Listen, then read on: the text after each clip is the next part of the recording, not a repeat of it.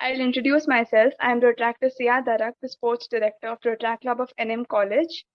And I would like to thank each one of y'all for taking time out of your busy schedule and joining us for the panel discussion, which will be on chess and recent events which directly or indirectly relate to chess. So today we have with us Karan Soni sir and Siddhi Nayak ma'am from the Classic Chess Academy, Ketan sir Hello. and Ketan sir Hey, and Gaurav hey. sir from the All India Chess Federation for the Blind. We are very grateful to have you all here with us. And without further ado, let's begin with the discussion. Over to you, Saurabh. Yes, a very good afternoon to one and all present here. I am Rotractor Saurabh Lapasia, the Departmental Executive of Sports Avenue of RCNM. So now let's get going with our panel discussion. What do you all think can professionals and the government do to boost people's interest in chess? Sorry, what you said? Yeah, can you please repeat? Professionals do to boost people's interest in chess? Hi, this is Karan, founder of Classic Chess Academy. So, according to me, if you compare, today's scenario as compared to last 10 years, there was no, encouragement for chess, in particularly, school kids. But now, with this, recent development, and there has been many instances where Indian, chess players have, made India proud. And because of that reason, many schools have come up with they are having a chess as a curriculum. Like we have drawing, we have history. They have kept chess as a curriculum. So by default, there is ample amount of talent right now in Indian kids. And with this initiative, when they are putting a curriculum in there, as chess as a curriculum, it will impact a lot. There will be many kids who will be, even if they don't know how good they are, they will pick up this game and they'll progress. That's what Yes, I totally agree with it. Gaurav sir, would you like to say something? Yeah. Can you hear me? Yes, you are audible. Yeah. So yes, whatever Karanji said was totally correct. A lot of things are being done. The chess has been included in the schools and everywhere. And we can take your example as well. You're giving so much importance to chess. So I think chess is booming a lot in this tough times. And there are a lot of tournaments going on, right from under 7, under 9, under 11, which I think in the early days it was not that much happening in India at least. And India, I think recently a lot of grandmasters have been created in India. Recently we got the 70th grandmaster, Ritvik Raja. I think he's from Telangana, if I'm not mistaken. So yes, chess is booming a lot, and a lot of tournaments, league tournaments happening, online tournaments happening. So a lot of effort taken by the professionals and government. In fact, right now, I think a few days ago, the online chess Olympiad was conducted, where ASEF supported the Indian team, and even there was this company named Microsense who sponsored for the internet and the facility. So good facility was provided. So I think a lot of effort has been taken by the government, the sports, the All India Chess Federation, and everything. Yes, yes. Yes, we totally agree with you. Second question. There is a common misconception about chess that only people who are academically smart can enjoy chess. Is this true, and what are your opinion on it? No, it's not really true. Like I have been teaching chess since last 8 years now, and I have seen the kids who are not performing like up to the mark in academically, but they are performing very good in chess. So it's one of the sport, right? It depends on the interest of the interest of the kids, interest of that person who is learning. So we cannot actually relate it with the academic progress, the interest, and how the player plays chess. Yeah, totally agreed with Siddhiji. It has no relation with your academics, totally. But yeah, I would say if you're not that good at studies, I think chess will definitely help you to get better at it. That's what I have learned from my personal experience. I think most of us don't like studying, including me. So I used to play chess since my childhood, and it has definitely helped me a lot.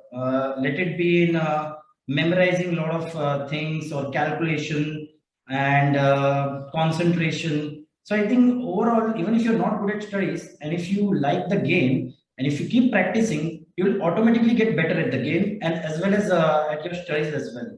So I think, yeah, definitely chess helps a lot in other things, and it has no relation. Like if you're not good at studies, it won't help to be a good chess player. I would like to add a point to what Ketanji said. So I have got this review feedback from parents since years that because of chess, the maths is improving for the kids. Yes, very true. So there is a So direct. it actually it is actually connected, related to curriculum. It boosts your IQ. It helps in developing the analytical skills. It deepens focus. So chess, in a way, actually helps to develop the academics. And there is an old saying, like, in chess, grandmasters are made, they are not born. Like, so every grandmaster, if you see, you take Kasparov, you take Vishwanathan Anand, every grandmaster, initially they started learning, how to set up the board. Same way, like, so, as Siddhi ma'am told rightfully, we are getting many feedback from parents that, like, those kids who are not up to the mark in terms of mathematics and logical thinking, after they are playing chess, there is a drastic improvement. Like, the kids who are having a B grade or B plus grade, they are getting O plus. So, and those kids who are not good at chess, they somehow struggle to, like, improve themselves in their mathematics. So same way, it is totally parallel, chess and maths. And apart from maths, also, like, if a kid is playing chess, automatically he will be, his concentration power, his analytical skill will improve. That itself will help the child to perform better in the academics. Parents don't need to push them. They will do on their own once they like the subject.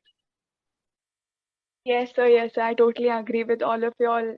That was very informative. Thank you so much. Okay, so for the next question, what do you think is the position of India in world chess in the pre-COVID, COVID, and the post-COVID situation? Okay, so I won't like to bifurcate it in like pre-COVID and post-COVID, but I think of late in the last 10 years or so, India has become a superpower in chess. As I said right now, recently the online chess Olympiad concluded 2 weeks ago, I guess, and India got the bronze medal. I think we could have maybe made it to the finals. We missed it by a whisker. But last year, in the first online chess Olympiad, which happened last year, India were the co-champions with Russia. And even Carlsen has said that he was asked, Magnus Carlsen is the current world champion, and when he was asked, who do you think is what is the future of chess? Which country will be the strongest in chess in the near future? And he took India's name. The reason being, a lot of Indian youngsters are turning their attention towards chess. So if you'll ask me 10 years ago, maybe there was something like 20, 30 grandmasters.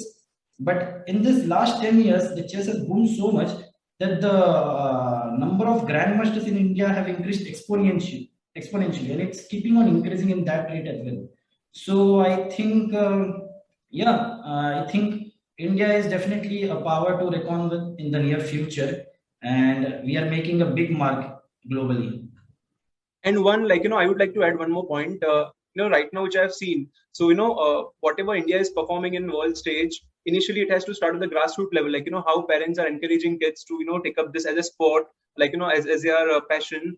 When I was in school time, there was not that kind of push, which was given to that time, to not only for me, but anybody. Like, it was like, you are playing for your school, you perform well, and then you get back to studies. But now what I'm seeing is, like, the parents are having that much awareness that if they find, like, the kids are interested in this particular thing, we will give our heart and soul to, like, push that kid till the end. If he's going to district level, national level, by this way, they are pushing it throughout. Now, in this case, what happens if all the parents, in a majority, like, in a bell curve, most of the parents are thinking this way, obviously, in a larger scale, India will become, there will be more grandmasters, there will be more international masters coming up from India. And this will in turn, make India as a super powerhouse in chess, world chess. Yes, I totally agree to the point Karan sir mentioned. because when we were playing chess, we were playing tournaments. The school also didn't support to that level which they are supporting right now. So some schools have started adding chess to the curriculum. So that is also a very good push to the kids. They can get the boost from the school itself. And since the school is supporting, it helps them to manage the academics also well, along with chess. So that is a very good point which Karan sir mentioned. Yes, wow, that was very insightful from all of y'all. So next we have, what supports do professional chess players expect out of common people and the government in the field of chess? So, I think already there are a lot of facilities for the sports people. We have sports quota in colleges as well as reservations in, for example, for chess players, we have reservations in railways, then PSPB, different oil companies. They do sponsor a lot of chess players, but I think that's at the highest level. Means if you're a grandmaster, or I think if you're 20 and 2300 FIDE rated plus, then you get all those reservations. So, but the number of chess players in India is huge. Okay, and I think as Karan sir mentioned, that we should do something at the grassroots level. Similarly, I think there should be some opportunities for players who are at the club level. Let's say 2000 FIDE rated or something like that. It should like, as far as I remember, when I started playing something like 20 years ago, the FIDE rating used to start from 1800. But now FIDE has decreased it to 1000, so that more people will get FIDE rating and they will be motivated further to play chess. So this was one of the important steps taken by FIDE. They decreased it from 1800 to 1600, 1400, 12, and so on. I think it definitely helps and motivates a lot of kids to take up chess. But yeah, definitely the government can try to include more people with more opportunities, and there should be more tournaments happening. Like as you will be knowing that IPL is going on right now, yeah. So I think what is lacking in India is that there is no league tournament happening in India where players from all over the world are invited. Okay, a lot of national, international tournaments are happening, but I'm afraid very few strong players are making it to India. So if there is a big league tournament in India, like we can call it, let's say the Indian Chess League or something like that, where world's top players are invited, and a few players who have a lot of potential are also invited for such tournaments. Like we have seen in IPL, lot of players who didn't even have a name before the tournament have made it to the Indian team, and they are like breaking one record after the another. So something like this has to be done, maybe. Yeah. And adding to Ketan sir's point, in terms of tournament, so as a chess teacher, as a as an organizer, what I feel is right now, if I hope this message goes on to AICF, kids who are below 15 years of age nowadays, people who are organizing the tournament, they've made it so commercial. In terms of layman language, Test cricket is the best cricket. We all know that, right? People they actually improve their skills. They enter as a player, they improve. But now when they're coming to T20, those guys are adults. They know how to control their speech, control the speed of playing. In Test match, they can again switch to slow playing. Same when if this kind of thing is happening with adults and they are finding it difficult to cope up with the T20 speed, imagine a 10-year-old kid or 5-year-old kid. They are supposed to play a 5 minutes, 10 minutes, 15 minutes game per player. Now this is very shocking. Initially whenever I was, and this is a live example.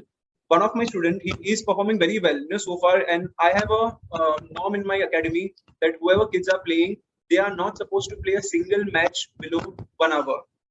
The entire point is the kids should be thinking. They should use up thinking power to find the best possible move.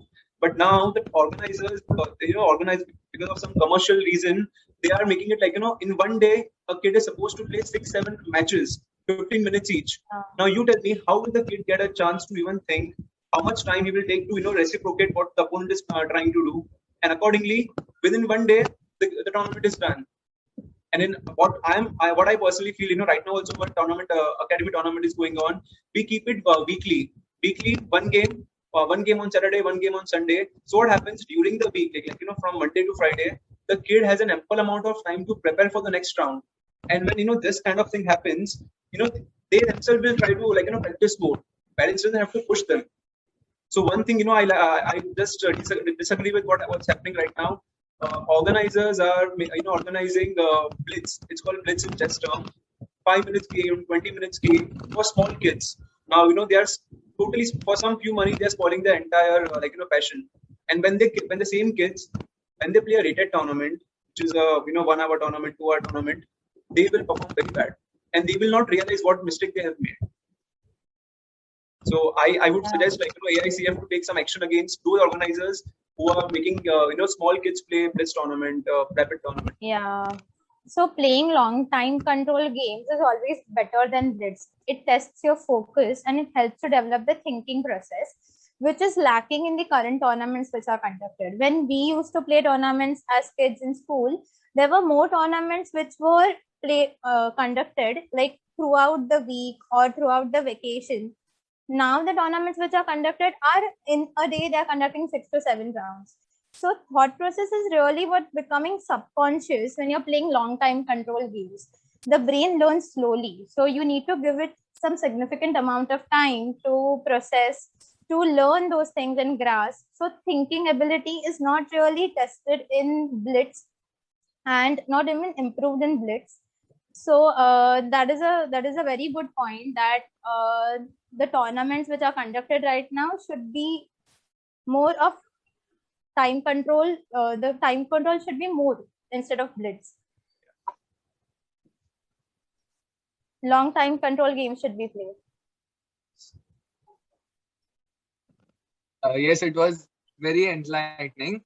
So in the end, what advice would you give to the people who want to join chess and make a career out of it?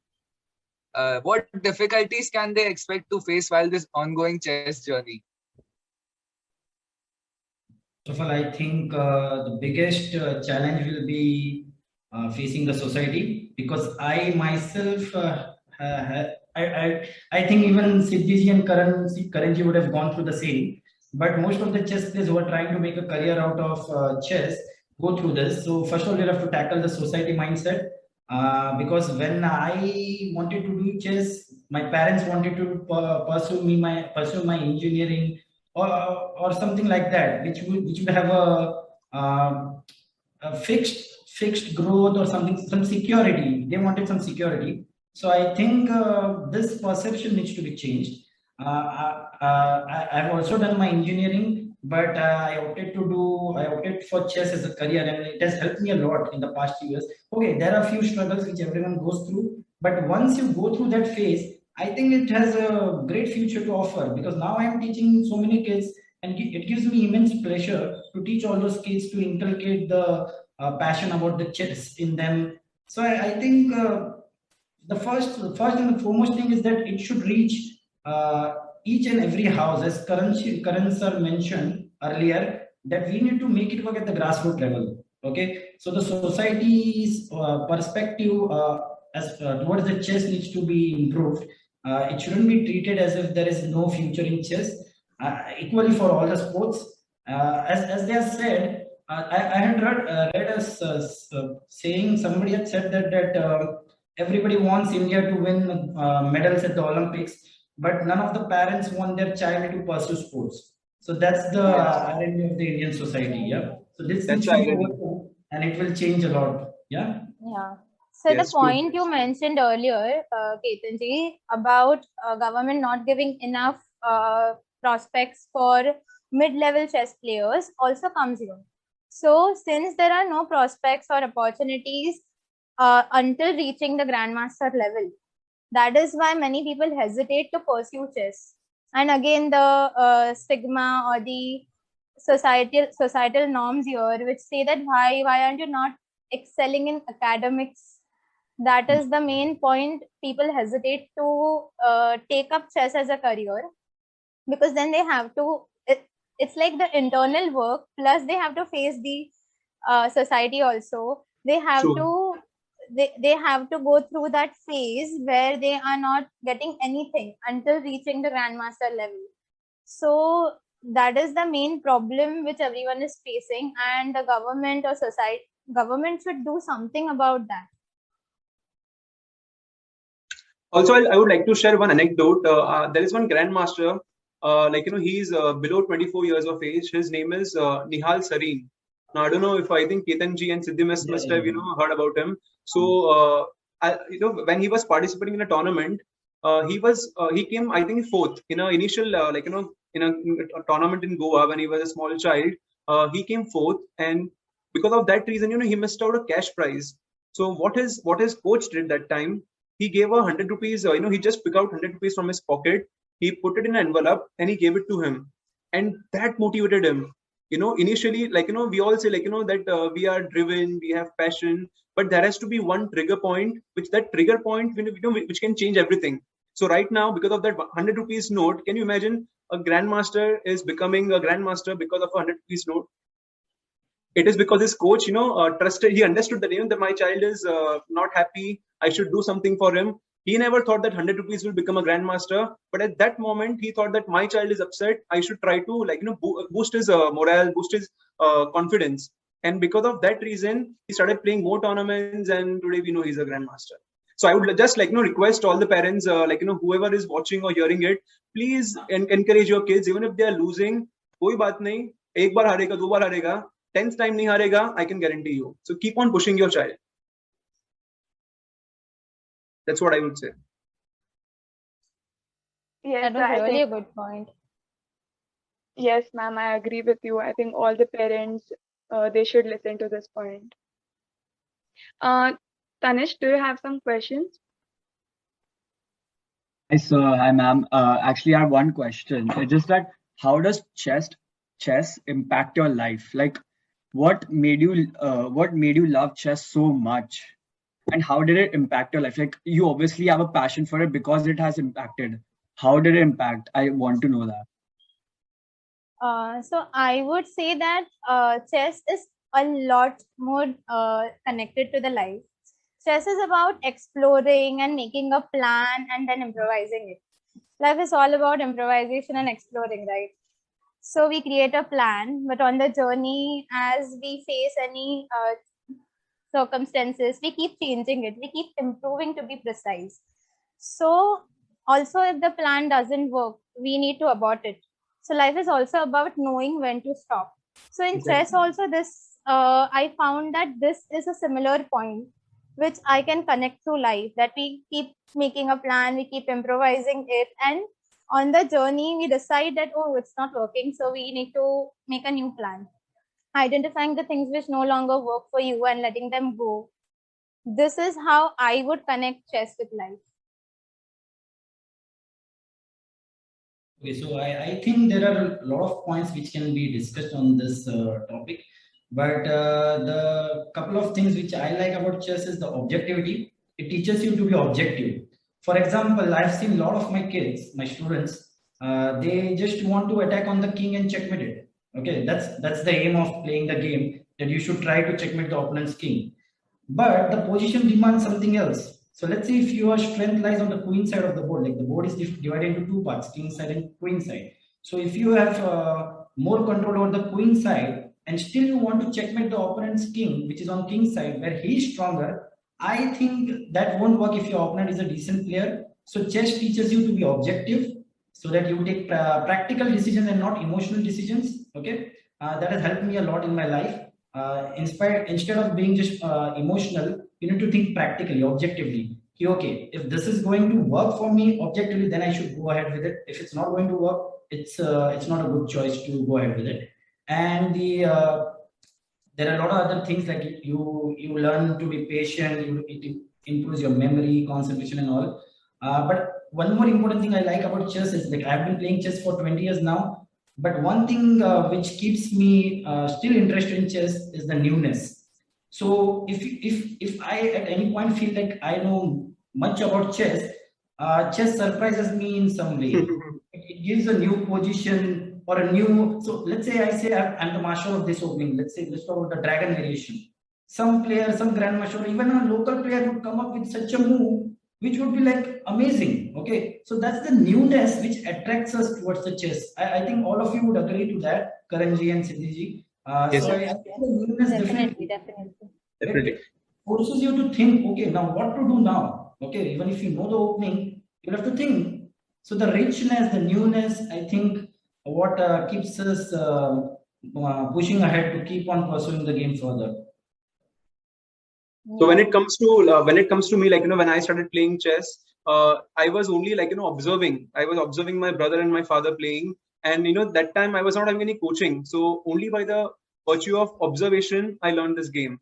And by observing, I understood how they are playing, how they are moving the pieces. So that was the initial spark which intrigued me. Like, I should start playing this game. And initially, when I started playing this game, the one thing which made me super happy was making plan in your head and playing that.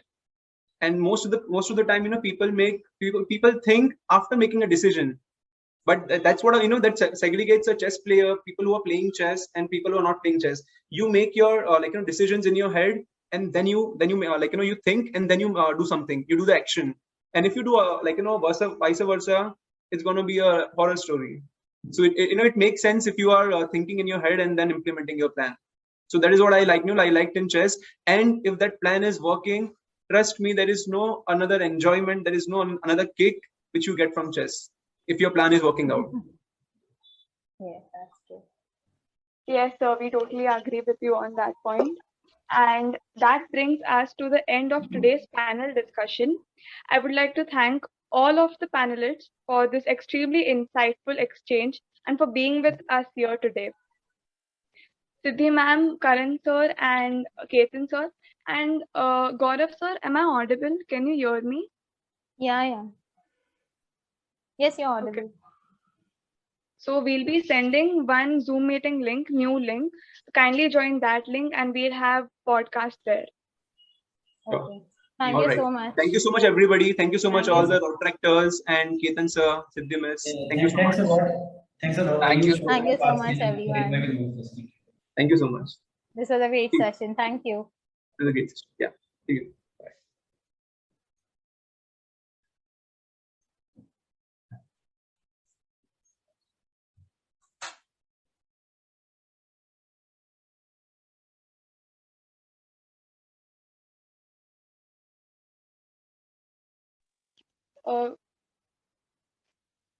Guys, Gaurav sir थे क्या meeting में?